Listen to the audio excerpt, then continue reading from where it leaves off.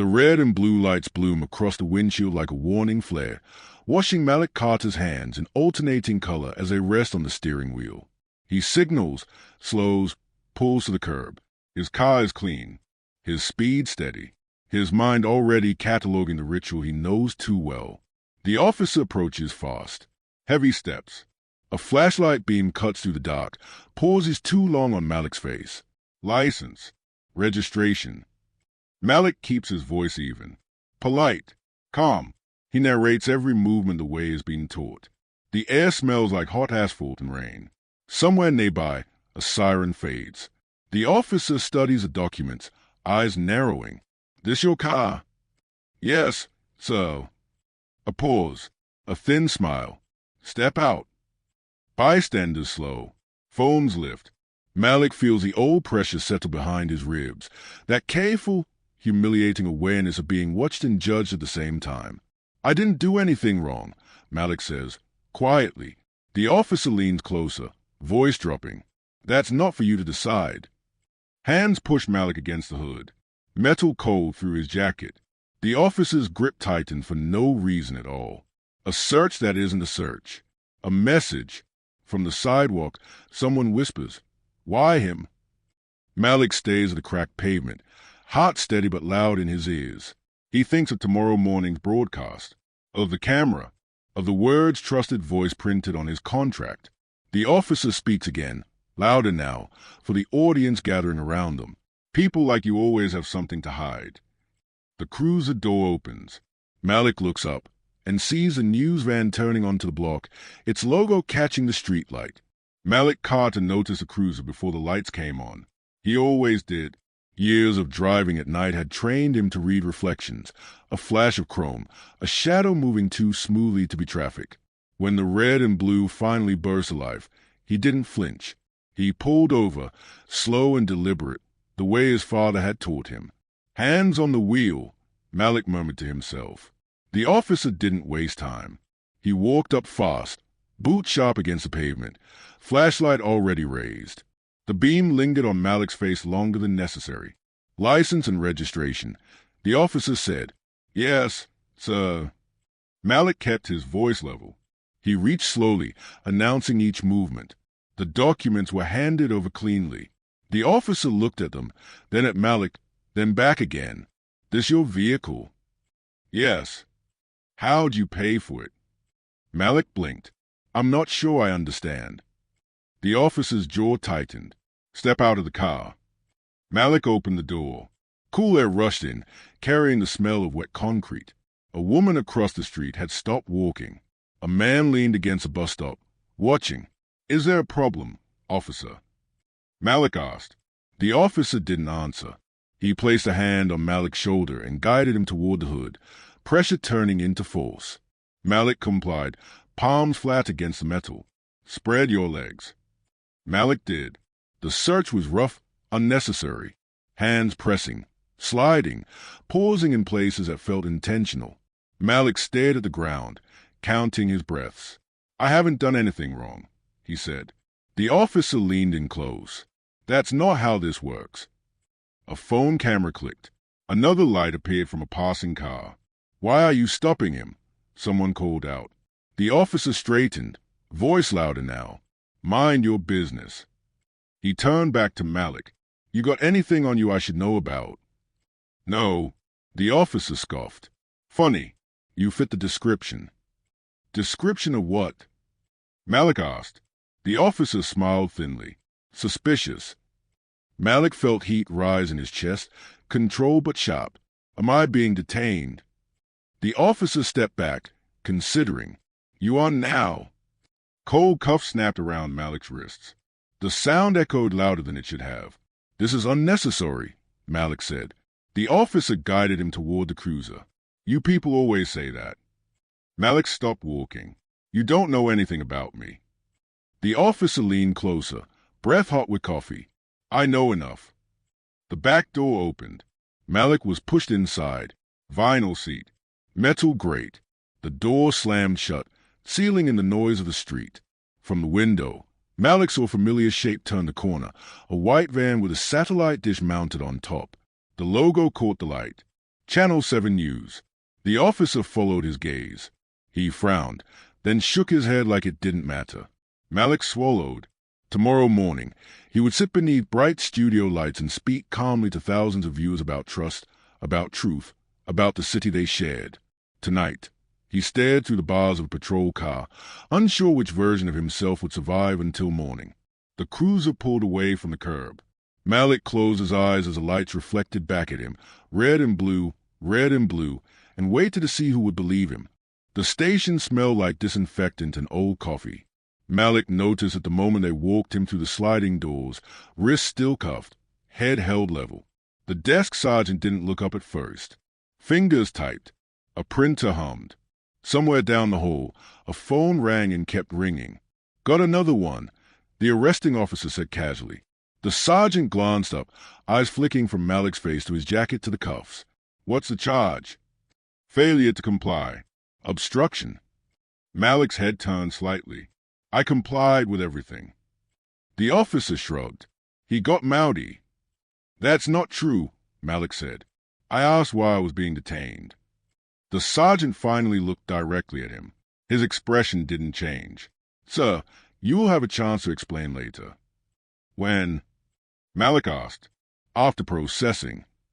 The cuffs came off with a metallic snap that felt louder than the door slamming behind them. Malik rubbed his wrist once, then stopped himself. He refused to look shaken. Empty your pockets, the officer said. Malik placed his phone, wallet, keys, and watched into the plastic tray.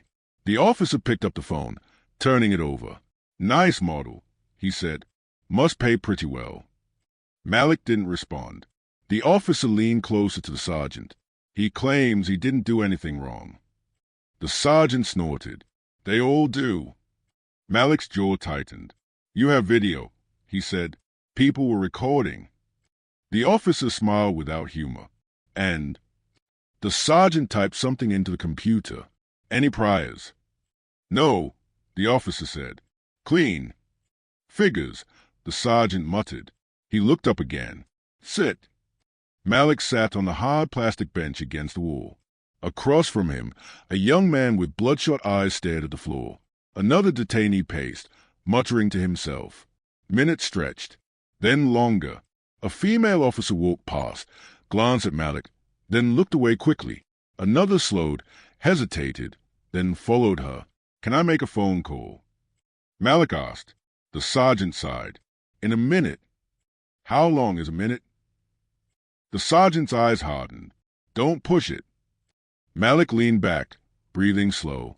He thought of the studio, of the morning rundown, of the calm voice he used on air when reporting disasters, scandals, other people's injustices. He wondered what it would sound like if he tried to narrate this. Finally, the sergeant waved him over. One call. Malik picked up the phone, dialing from memory. It rang twice. Newsroom. A familiar voice answered. It's Malik, he said quietly. A pause. Malik, where are you? At Central Precinct. What? The voice sharpened. Why? I was detained during a traffic stop. Another pause, heavier this time. Are you okay? Yes. I need you to contact legal. Did you? The question stopped itself. Okay, I'll call them now. They're charging me with obstruction. That's ridiculous. I know. Stay calm, the voice said. We'll handle this. Malik hung up and placed the phone back in the tray. The officer collected it without comment. He was led down a narrow hallway to a holding cell. The door buzzed open. Inside, metal bench. Concrete walls. No clock. Sit tight, the officer said. Someone will come talk to you. Who? Malik asked. The officer smirked. Depends. The door closed. Time blurred. Malik listened to voices echo down the corridor. Laughter. Arguments. The occasional shout. Finally, footsteps stopped outside his cell. A different officer stood there, older, with tired eyes. Malik Carter, he said. Yes. The officer studied him for a moment. You work in media? Malik didn't hesitate. I'm a news anchor. The officer exhaled slowly. You didn't mention that earlier. I wasn't asked. A flicker of something crossed the officer's face. Regret, annoyance, calculation. Why was I stopped? Malik asked. The officer glanced down the hall, then back. Officially, broken taillight. My taillights work, Malik said. The officer nodded slightly. That's what I thought. Then why am I here? The officer hesitated. Paperwork's already filed. So that's it, Malik said. A report makes it true. The officer didn't answer. A few minutes later, Malik was escorted to a small interview room. The arresting officer stood inside, arms crossed. Have a seat, he said. Malik Saturday. You want to tell us why you were acting suspicious? The officer asked. I wasn't, Malik said. I followed every instruction. You questioned my authority. I asked a question. The officer leaned forward. That tone, that attitude. You think you're smarter than everyone else. Malik met his eyes. I think I deserve the same respect. The officer laughed. Respect is earned. I've earned mine, Malik said quietly. The officer straightened. This doesn't have to get complicated. It already is, Malik said. Silence stretched between them. You're lucky, the officer said finally. Desk sergeant's recommending release. Without charges? Malik asked. The officer smiled. Charges stand. Court date will be issued. For what crime? Obstruction. Malik stood slowly. This will come out. The officer's smile faded. Careful. Malik was escorted back to the front desk.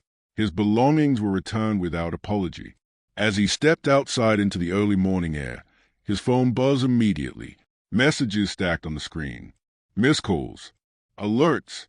A notification headline froze him in place. Local man detained during traffic stop. Video circulates online. Malik closed his eyes once, then opened them again.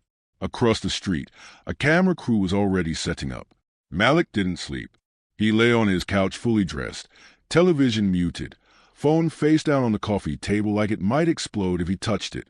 Dawn crept in through the blinds, pale and indifferent. By the time the alarm buzzed, he already knew he wasn't going to the studio. The phone vibrated anyway. He picked it up. A flood. Missed calls from the station. Texts from co-workers he hadn't heard from in years. Messages that started with "Hey man" and ended with nothing useful. Notifications stacked on notifications. He opened the first link. A shaky video. Vertical. Shot from across the street. His own body pressed against the hood of his car. Hands spread.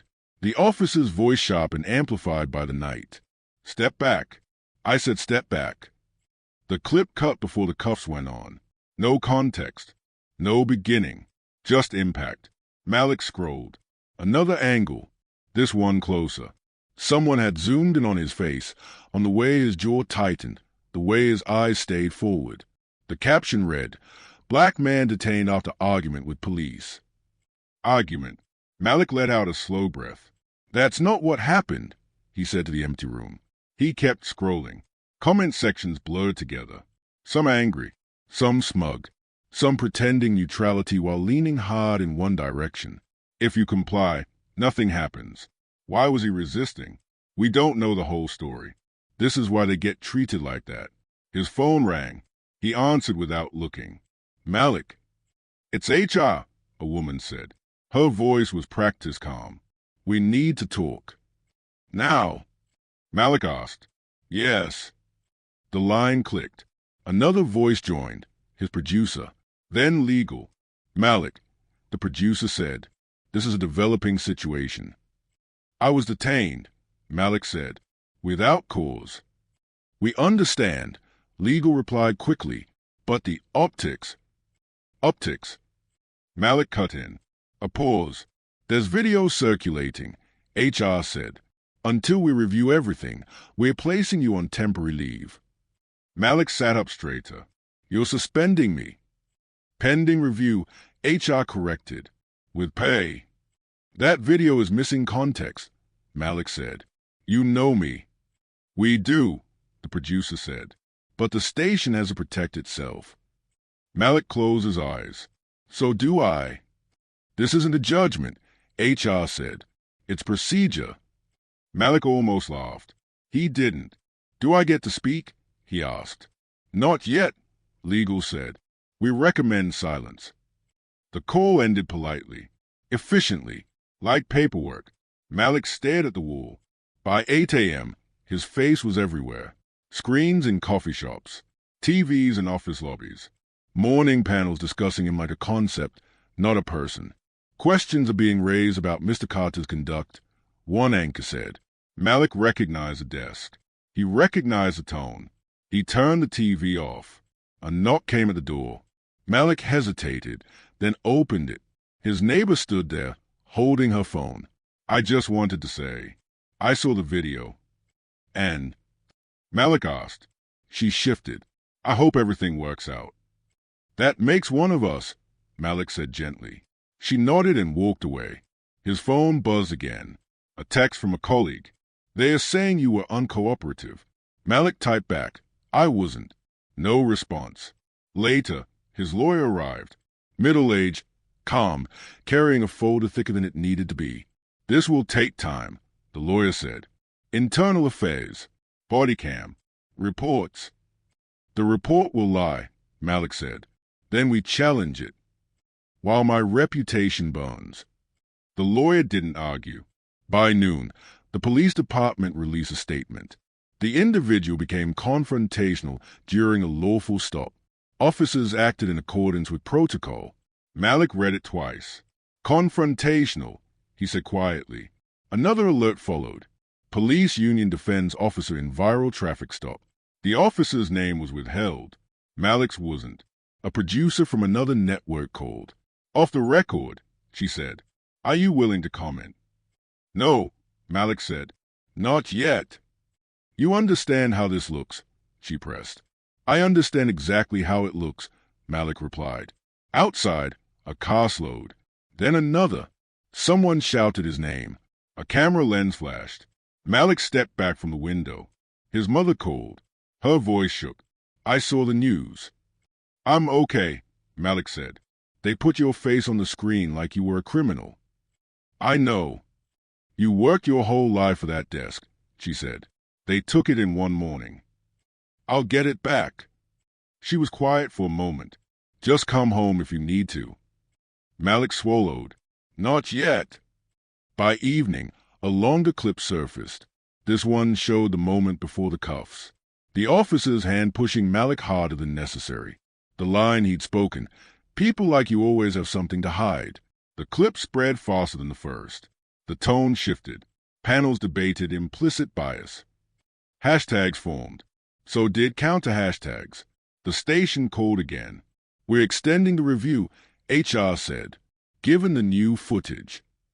Malik stared at the screen where his own image stood frozen under police lights. How long? We can't say. He hung up.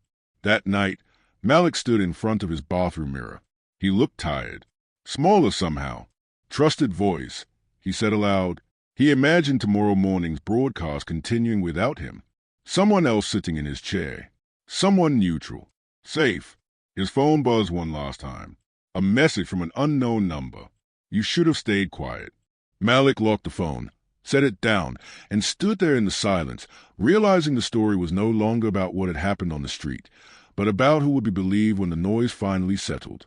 The days blurred into each other, stitched together by headlines and silence. Malik stopped checking the time.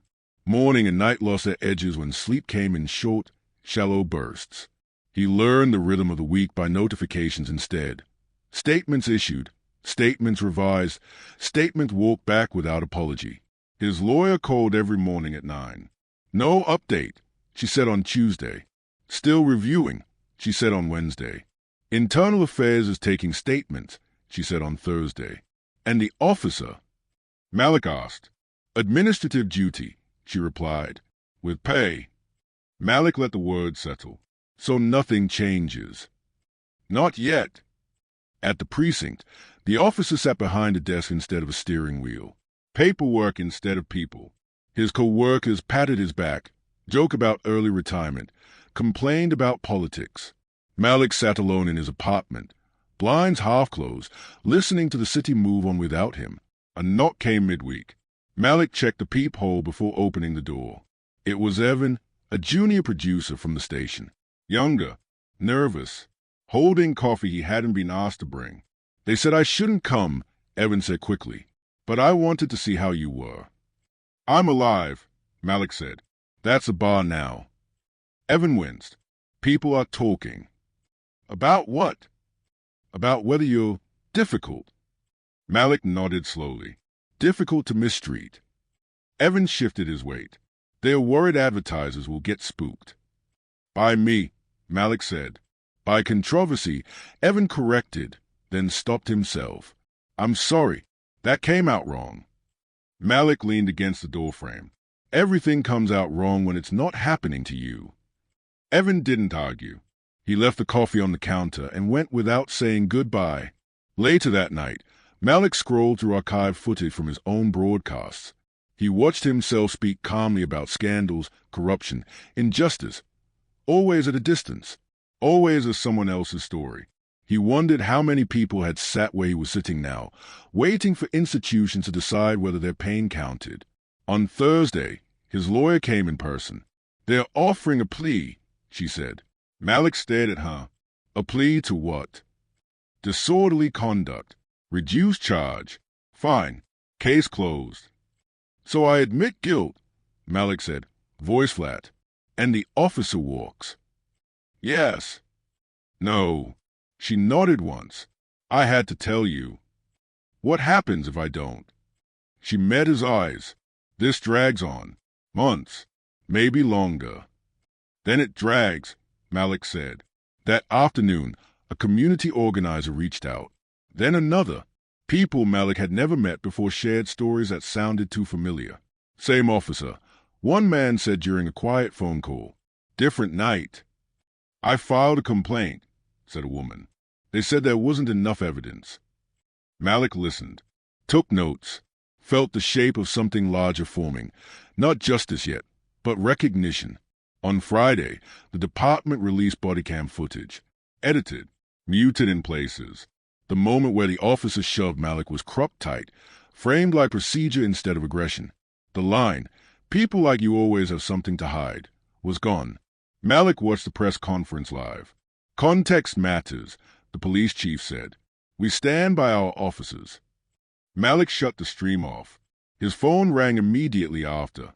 His mother again. "They keep saying your name," she said, "over and over." "I know." "You did nothing wrong." "I know." She hesitated. "That doesn't always matter."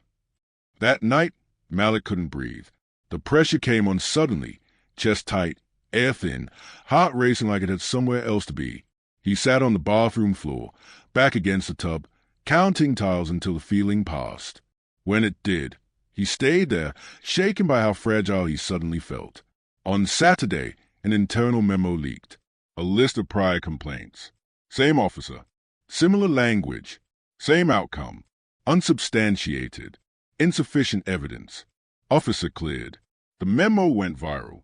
The tone shifted again. Sunday morning, Malik walked outside for the first time all week. Sunglasses low, hood up. A woman across the street recognized him and nodded. A man raised a fist in silent support. Another stared openly, suspicion still alive in his eyes. Malik kept walking. At a corner cafe, a TV above the counter played a panel discussion. "This isn't about one incident," a guest said. "It's about patterns." Malik stopped, listened. "For years, complaints like these were ignored," the guest continued, "until the wrong person was targeted." Malik flinched.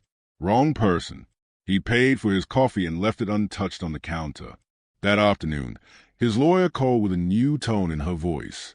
"Internal Affairs want to interview you formally." "When?" "Tomorrow." "Good," Malik said. He stood by the window as the sun went down, watching city lights flicker on one by one. The week had taken something from him. Trust, ease, the illusion that professionalism alone could shield him. But it had also given him something solid and dangerous. A record, a pattern, and the quiet understanding that this was no longer just about clearing his name. It was about forcing a system to look at itself, even if it hated the reflection. The interview room felt smaller than it looked on television. Malik sat at a narrow table, hands folded, jacket draped over the back of the chair. A recorder sat between him and the two internal affairs investigators, its red light steady and unforgiving. The walls were bare. No insignia. No windows. Neutral by design. "State your name for the record," the woman on the left said. "Malik Carter." She nodded. "You understand this interview is voluntary?" "Yes." "And you're represented by counsel?" "Yes." The man beside her cleared his throat. "We're going to walk through the events of the stop. Take your time." Malik exhaled slowly. "I will." He told it once. Then again, each time with the same details. The order of commands. The shove.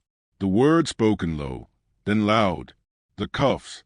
"Did you raise your voice?" the man asked. "No." "Did you make any sudden movements?" "No." "Did you refuse an order?" "No." The woman leaned forward. "Did the officer explain the reason for the stop?" "No." The man scribbled something. "You're certain?" "Yes." Silence settled. The recorder hummed. "Thank you," the woman said finally. "We may have follow-up questions." Outside the room, Malik's lawyer waited. "How did it go?" she asked. "They are looking for consistency," Malik said. She nodded. "You gave them that." That afternoon, Malik met the others. Not all at once. One by one. Different locations. Quiet conversations. A mechanic who'd been pulled over twice in the same month. A college student searched outside his dorm. A nurse detained on her way home from a night shift. Same officer. Same language. Same justification. "He said I was aggressive," the mechanic said. "I was sitting down." "They said I smelled like something," the student said. "I don't even drink." "They told me to calm down," the nurse said. "I hadn't said a word." Malik listened more than he spoke. He took notes. Dates. Badge numbers. Outcomes. Every story ended the same way. Nothing happened. At home, Malik spread the information across his dining table. Printouts. Screenshots. Complaints filed and dismissed. He saw it clearly now, not a flaw, but a design. A system built to absorb harm without changing shape. His phone buzzed. A journalist he trusted. Not from his station. "I've seen the memo," she said. "And I've seen the complaints." "So you know this isn't new," Malik said. "I know it's bigger than one officer." "Then tell it that way." "I will," she said. "But it won't be gentle." "Truth rarely is," Malik replied. The department released another statement that evening. "We are committed to transparency." Malik laughed once, sharply, then stopped. Online, the narrative fractured again. Some focused on Malik's career. Some questioned the other complainants. Some insisted patterns were coincidence. The police union held a press conference. "Our officer followed protocol," the representative said. "This is a witch hunt." Malik watched from his couch. "They are protecting him," his lawyer said over speakerphone. "They are protecting themselves," Malik corrected. The journalist called back the next morning. "I want you on record," she said. "Not as a victim, as a witness." "I can do that," Malik said. By afternoon, the piece was live. Not flashy, methodical. Names, dates, quotes pulled directly from reports. Screenshot of language repeating itself like a script. Subject became confrontational. Officer perceived threat. No further action warranted. The comments exploded. So did the calls. Internal Affairs reopened cases. City council members demanded briefings. A civil rights attorney offered representation to the others. The officer's name surfaced. So did his history. By Thursday, the department placed him on leave. Not desk duty. Leave. With pay? The spokesperson added quickly. Malik felt nothing at first. No satisfaction. No relief. Only a dull awareness that this was still the beginning. He met his mother for lunch. A quiet place far from cameras. "I didn't raise you to be loud," she said gently, "but I raised you to be honest." Malik nodded. I don't feel loud. You are, she said, to people who prefer silence. That night, Malik sat alone and watched the city lights blink on. He thought about the others. How many never had a platform, a contract, a recognizably calm face on the evening news? He thought about how close he'd come to taking the plea. His phone buzzed again. Internal Affairs. With like a second interview, the woman said, with additional context. What changed? Malik asked. Other statements, she replied carefully. Malik ended the call and leaned back. Patterns only mattered once someone decided to acknowledge them. Until then, they were just noise, easy to ignore. He understood now why the system fought so hard to keep each story isolated. One voice could be dismissed. Many became dangerous. Outside, a siren wailed, then faded. Malik gathered the papers from his table, stacking them neatly. He wasn't collecting evidence anymore. He was documenting a record the city would not be able to unsee. And for the first time since the lights had flashed behind him on that dark street, Malik felt something steadier than fear take hold. Not hope, resolve. The story broke on a Tuesday, quiet enough to feel deliberate. No flashing graphics, no dramatic music, just a long headline, black text on white. Complaints ignored, inside a pattern of policing the city looked away from. Malik read it once. Then again, slowly. The journalist didn't open with him. That mattered. She started with a timeline, years, not days. Stops logged. Complaints buried. Language repeated so often it stopped sounding coincidental and started sounding trained. Malik appeared halfway down the page. Not as a headline, as confirmation. By noon, the city reacted. Radio hosts shifted tone mid-sentence. Council members released statements that said nothing and meant less. The department scheduled a briefing, then postponed it. Malik's phone rang constantly. Numbers he didn't recognize. Reporters, advocates, producers. He answered one. You ready to speak? A familiar voice asked. Yes, Malik said. On my terms. They met in a neutral studio. No logos, no desk, just chairs facing each other under soft lights. The journalist checked her notes. You're not here as a representative of your station. I'm not here as anything official, Malik said. I'm here because this happened. She nodded. What do you want people to understand? Malik took a breath. That this wasn't an exception. It was a routine. The cameras rolled. She asked about the stop, the language used, the shove, the cuffs. Why didn't you resist? She asked. Because resistance gets you hurt, Malik said. Or worse. Why speak now? Because silence is how patterns survive. The interview aired that night. Not on his station. On every screen anyway. By morning, sponsors pulled their ads from the department's community outreach campaign. A mayoral aide resigned quietly. The police chief canceled a scheduled appearance. The union released another statement. This is a coordinated attack on law enforcement. Malik read it while sitting at his kitchen table. Attack. He thought of the others. Of the nurse crying quietly in a cafe. Of the student who'd never filed complaint because his parents told him it wouldn't matter. If this was an attack, it was long overdue. His station called that afternoon. We'd like to discuss next steps. HR said. You suspended me, Malik replied. What's left to discuss?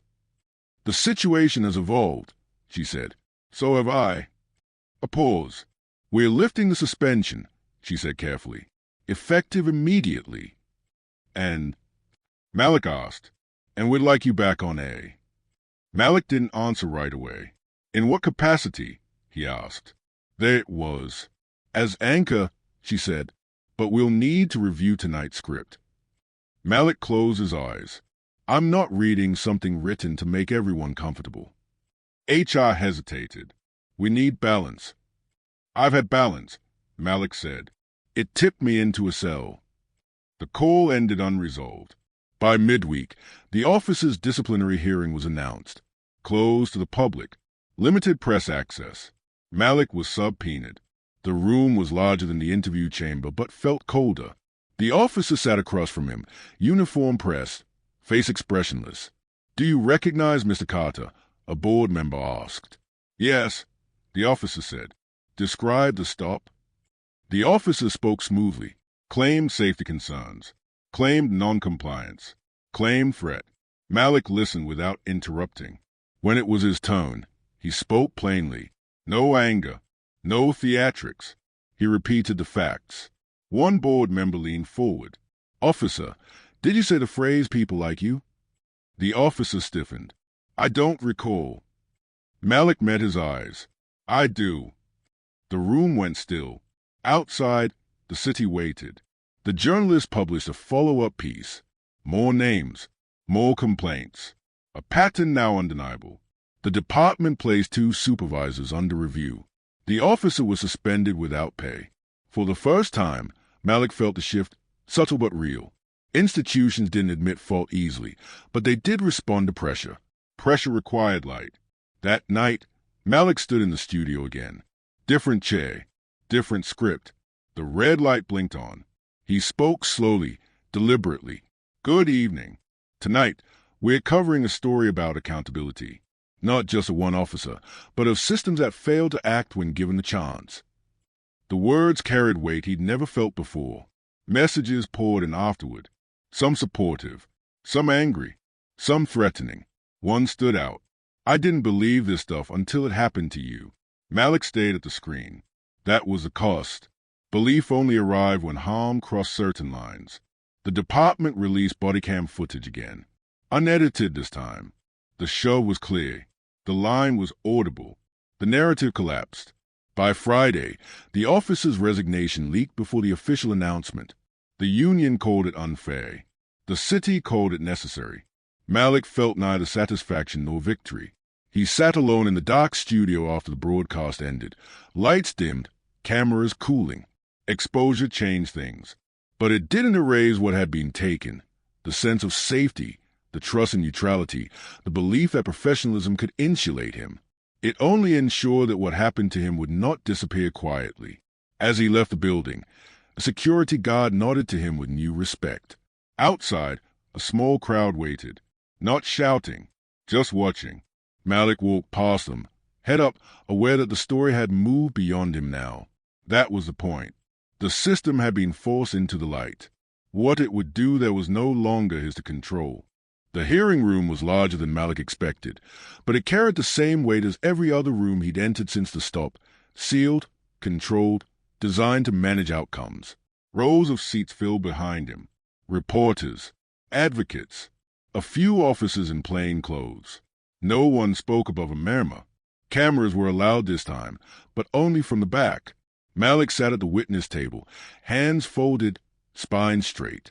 He felt every eye settle on him, measuring how calm he looked, how composed, as if composure could rewrite facts. The officer entered last. No uniform, just a suit that didn't quite fit right. He avoided Malik's gaze, focused on the panel ahead. 2 supervisors sat beside him, faces unreadable. A city attorney stood. Mr. Carter, thank you for appearing. Malik nodded once. You understand you are under oath. I do. The question started gently. Name, occupation, years at the station. Malik answered clearly, without embellishment. Then the tone shifted. Describe the emotional impact of the stop, the attorney said. Malik paused. He hadn't expected that. It didn't end that night, he said finally. It followed me home, to work, to every place where people decided who I was based on a clip they didn't understand. The officer's lawyer objected. Speculation. The panel chair raised a hand. Overruled. Malik continued. I lost my job temporarily. My safety. My sense of being neutral in my own city. A board member leaned forward. Did you consider accepting the plea offer? Yes. And why didn't you? Because it required me to lie, Malik said, and because it would have protected the behavior that put me there. The officer shifted in his seat.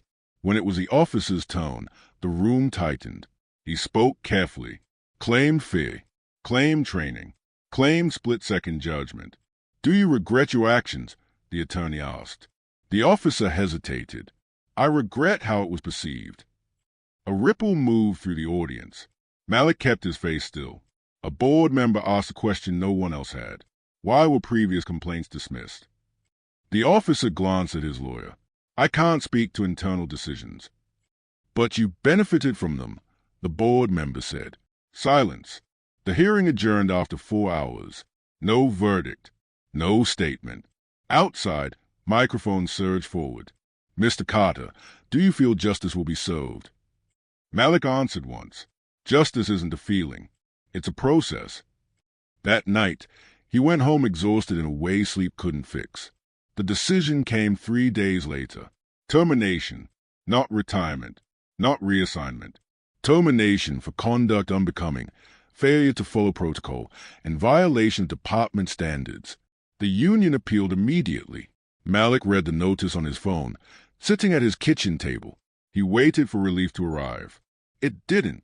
What came instead was a quiet sadness, not for the officer, but for how long it had taken, how many people had been hurt before consequences appeared. The city announced reforms, body cam audits, complaint review boards, training initiatives, press conferences followed, applause lines were practiced. Malik watched from his couch. His station reinstated him fully. His first night back, the control room buzzed with nervous energy. Crew members avoided his eyes or smiled too brightly. You ready? The producer asked. Malik adjusted his mic as I'll ever be. The broadcast began. He delivered the news with the same calm cadence he always had. But the words landed differently now. He felt their weight as they left his mouth. Afterward, he sat alone at the desk while the studio emptied. The producer approached hesitantly. You did good. Malik looked up. I always do. She nodded, ashamed. Outside, protests continued. Some called for more accountability. Others demanded the officer be reinstated. Threats arrived again. Anonymous. Predictable. Malik changed his routines. Varied his routes. Learned which silences meant danger and which meant indifference.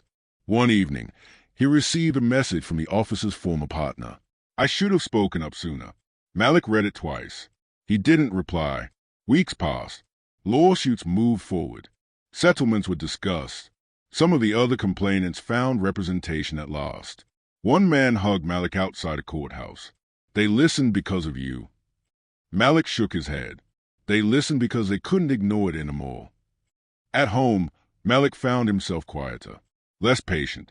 The smallest noises startled him. Sirens still tightened his chest. He began therapy. He didn't talk about it publicly. Healing, he learned, didn't follow headlines. One night, after a late broadcast, Malik stood alone on the station's roof. The city stretched out below him, lights blinking like a map of unresolved stories. Justice had come, technically, on paper, but the cost remained. The vigilance, the knowledge, the understanding that safety was conditional. His phone buzzed. A message from his mother. Proud of you, even when it's heavy. Malik typed back, still carrying it. He stayed on the roof longer than necessary, feeling the wind, grounding himself in something real. The fallout hadn't destroyed him, but it had changed him permanently, sharpening his awareness, narrowing his illusions, leaving him with a clarity that refused to soften. The system had lost one officer. Malik had lost something quieter, and learned exactly what it took to keep standing anyway. Time didn't rush back in. It seeped. Weeks passed, then months, marked less by dates and by adjustments. Malik learned which intersections tightened his chest and which didn't, which sirens were close enough to matter, which nights he could sleep without waking to the echo of a slammed car door in his head. The city had moved on. That was its talent. The officer's name faded from headlines. The reform slowed, buried in committees and budget debates. A few supervisors retired early. Others stayed. Malik stayed too. Every evening, he sat at the anchor desk, posture straight, voice steady. Viewers told him he sounded the same. He knew better. After the broadcast, he no longer lingered in the newsroom. He packed his bag, nodded to security, left through the side exit.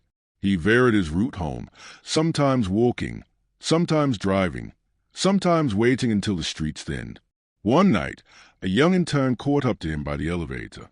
Mr. Carter, she said, breathless. I just wanted to say, because of you, I'm not scared to file a report. Malik looked at her carefully. You shouldn't have to be brave to be treated fairly. She nodded, eyes bright. But it helps to see someone survive it. Survive. The word followed him home. On Sundays, Malik visited his mother. They cooked together, moving around each other with easy familiarity. She didn't ask questions unless he volunteered answers. You don't smile the same, she said once, stirring a pot. Malik considered it. I smile when it matters. She reached over and squeezed his hand. That's enough. The lawsuits resolved quietly. Settlements without admissions of wrongdoing. Checks mailed. Clauses signed. Some of the others felt relief. Some felt cheated. Malik understood both. He testified once more, this time before civilian oversight board. Fewer cameras. More notes taken. What would accountability look like to you? A board member asked. Malik answered honestly. Consistency. When the same behavior produces the same consequences, no matter who it happens to. The board thanked him.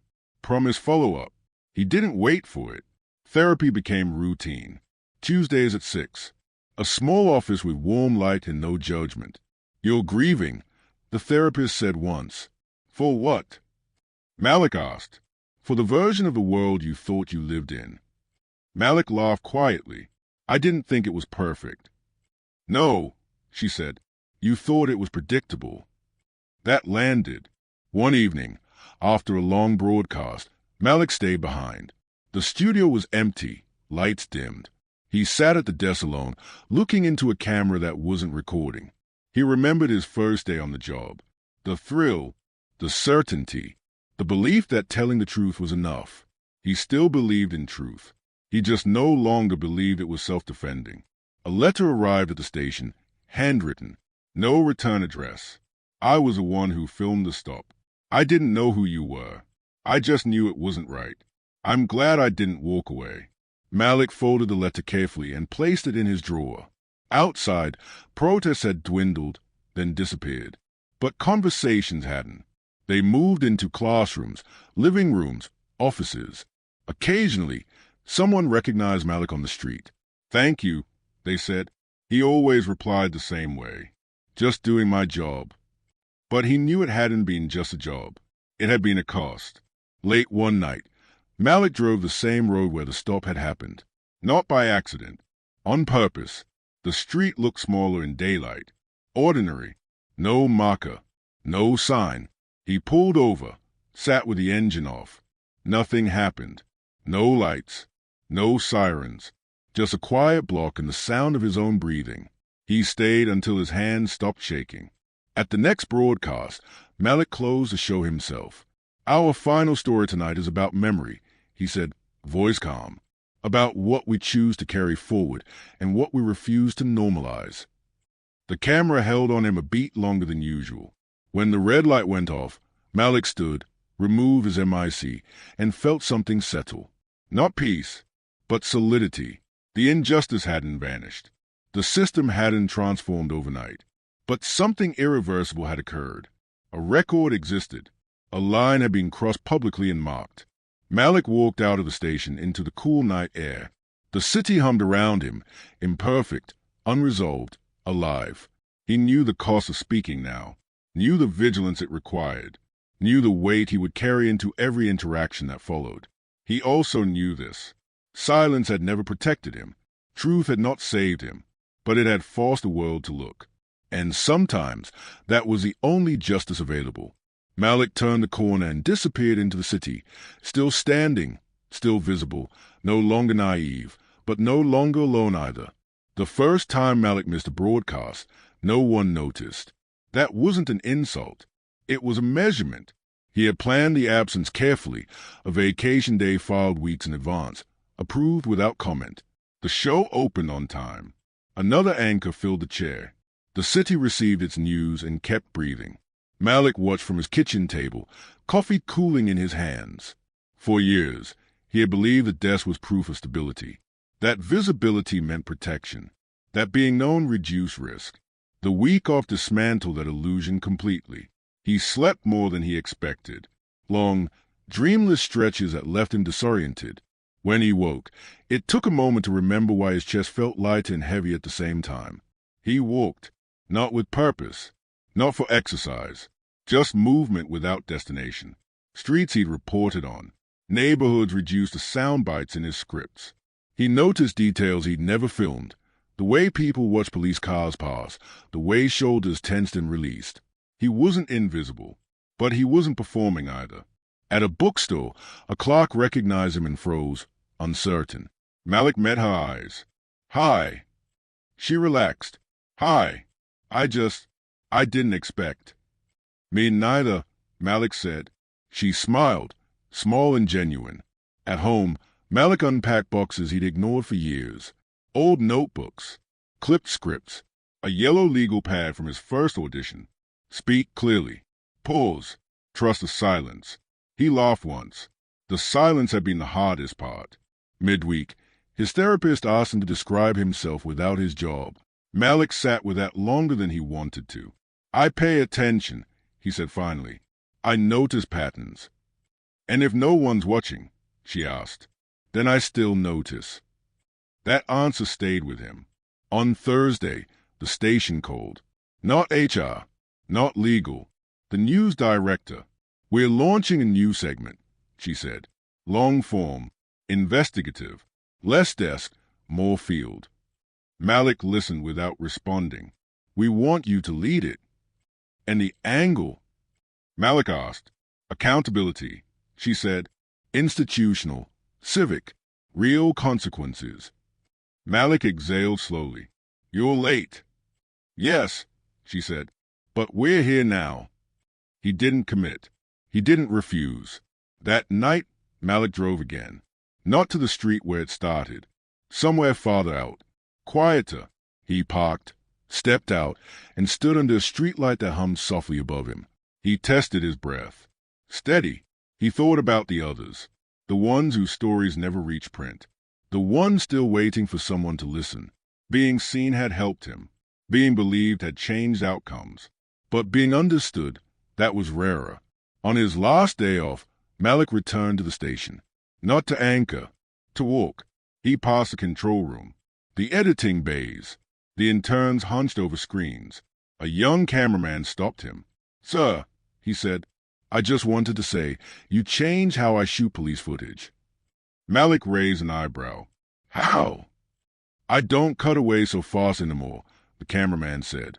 "I let moments breathe." Malik nodded. "Good." That night, Malik didn't sit at the desk. He stood beside a monitor in a small studio, sleeves rolled up, script shorter than anything he'd ever read on air. The segment opened without music. "Good evening," Malik said. "Tonight, we're beginning a different kind of reporting. Not about incidents, about systems." He didn't rush. He didn't soften the language. He let the facts stand. After the broadcast, no applause followed. No congratulations. Just quiet. At home, Malik cooked dinner and ate it without scrolling. He washed dishes. He turned off the lights one by one. Before bed, he checked his phone once. A message from an unknown number. "I didn't think anyone would hear us." Malik typed back 3 words. "I hear you." He placed the phone face down and turned it off. In the dark, Malik understood something with final clarity. Justice had not restored him. Exposure had not healed him. What had sustained him was something smaller and harder to name, the refusal to let what happened to him become ordinary. He was still an anchor, just not the kind that sat behind a desk. He anchored stories to context, power to consequence, silence to record, and when sleep finally came, it did not erase a memory. It simply placed it where it belonged, not as a wound, but as a line he would never cross again.